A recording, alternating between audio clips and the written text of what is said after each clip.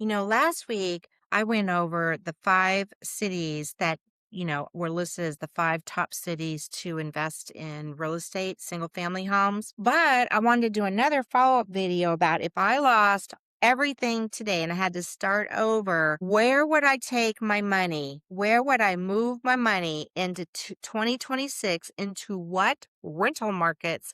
And that's what we're going to be going into today. And I'm going to be showing you, not because YouTube said, they're not trendy, because they have the combination of affordability, growth, rental demand, and long-term potential that investors need in 2026.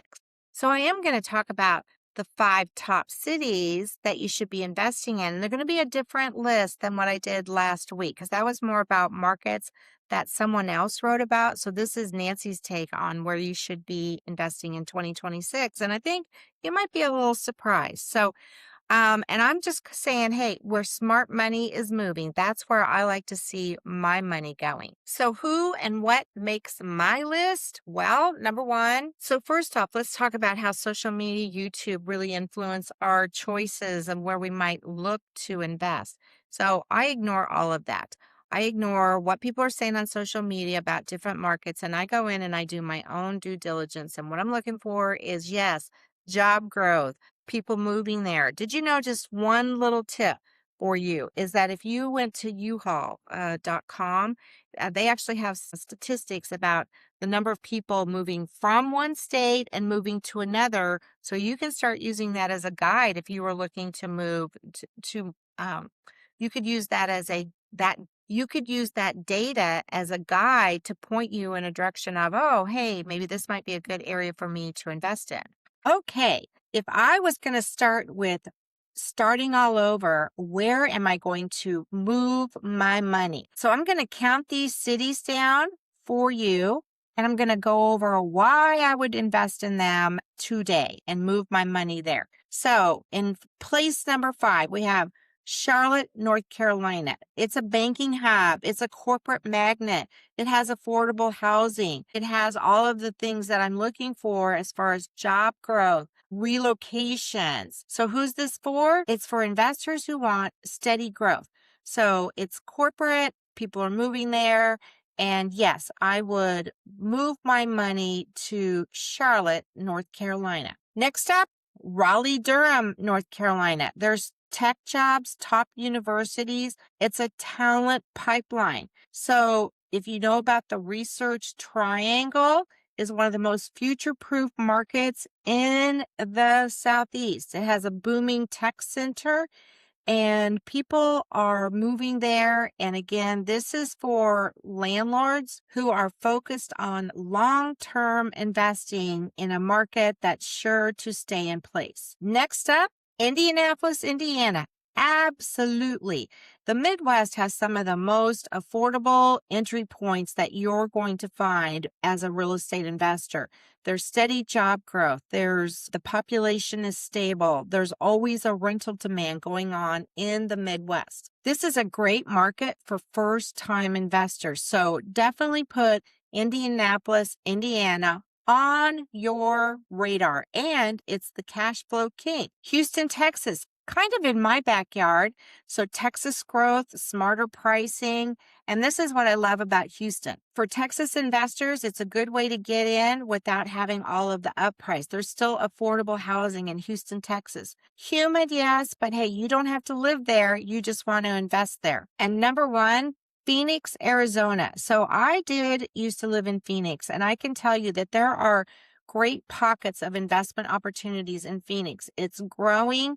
It's a tourist destination. It's very affordable housing in those micro markets. So Phoenix gets the top spot because it has a lot of people moving in. It has job growth, and it has a great entry point if you're looking for being a first-time real estate investor. So this is the top 5 at a glance. So you have Charlotte, Raleigh, Indianapolis, Houston, and Phoenix. And here's where I want to say I have the ability to look at these markets. Even though I'm a Texas realtor, we have tools and resources where we can go and look at properties all over the place. In fact, just as I was making this call, I got a call from one of our potential sellers in Orlando from my marketing. So I'm very excited about that. I'll keep you posted. Now, you might be wondering, so if I had to start over, why would I not start in the DFW area? Because again, that's where I live. So it's a great region, but my answer might surprise you.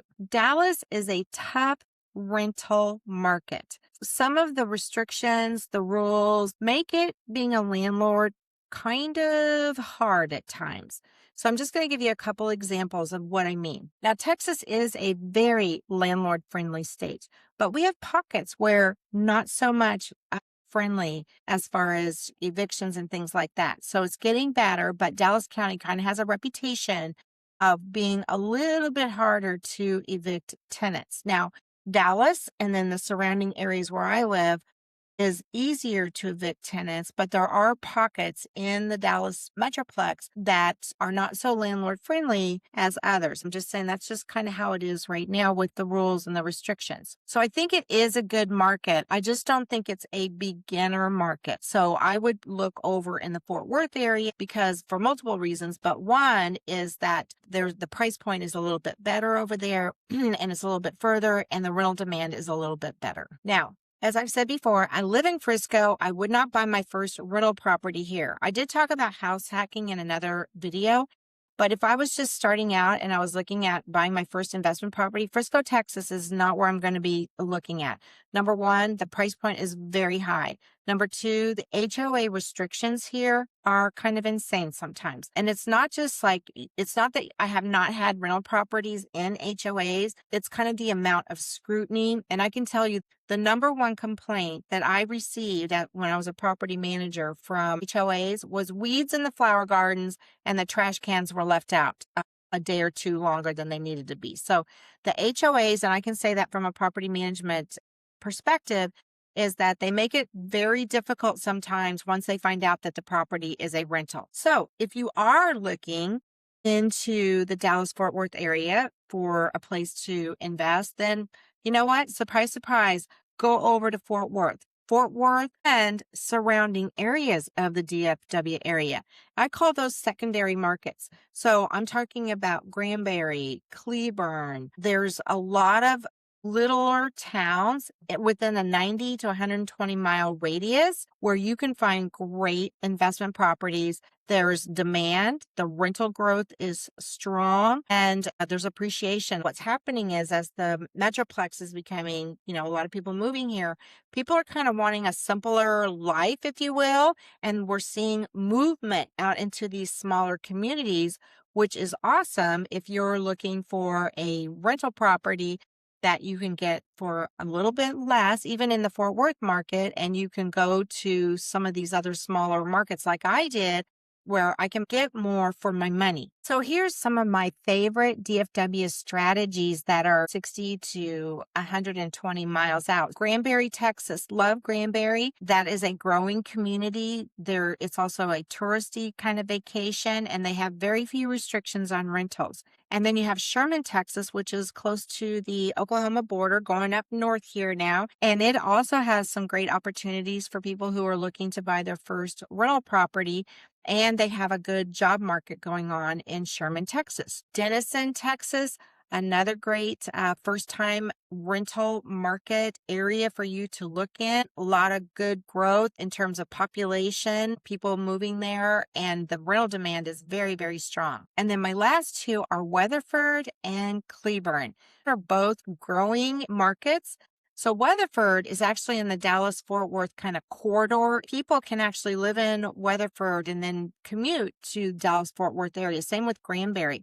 And then Cleburne, it's like cash flow city. You can find some really nice properties in Cleburne and get some very good cash flow on your investment properties there. So I started this video with saying, okay, what would I do with $100,000 if I lost everything today? This is where I would move my money into real estate investing. So I have options, right? Number one, I could buy one property in Frisco, Texas. My entry point is probably going to be around $500,000.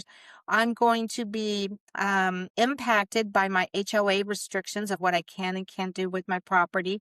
Plus, I have huge property taxes through the schools. Or I could own 2 to 3 properties in some of the smaller neighboring suburbs of the DFW area where I can get appreciation, I can get cash flow, and I have multiple streams of income. So I have choices, and that's what you should think about too, is if you had to move your money today, where would you move it to? The one question that you do need to ask yourself when you are thinking about moving your money into a particular market or even a particular investment property. Number one, what is the overall outcome that you want to achieve? Is it appreciation? Is it cash flow? Is it tax benefits? Or is it scalability? Where do you see your goals in terms of real estate investing and how you can move your money into different markets? And I'm going to share with you how you can make money through real estate investing on single family homes. And so in the description below, I have a link to our free training on how we make money with our single family properties.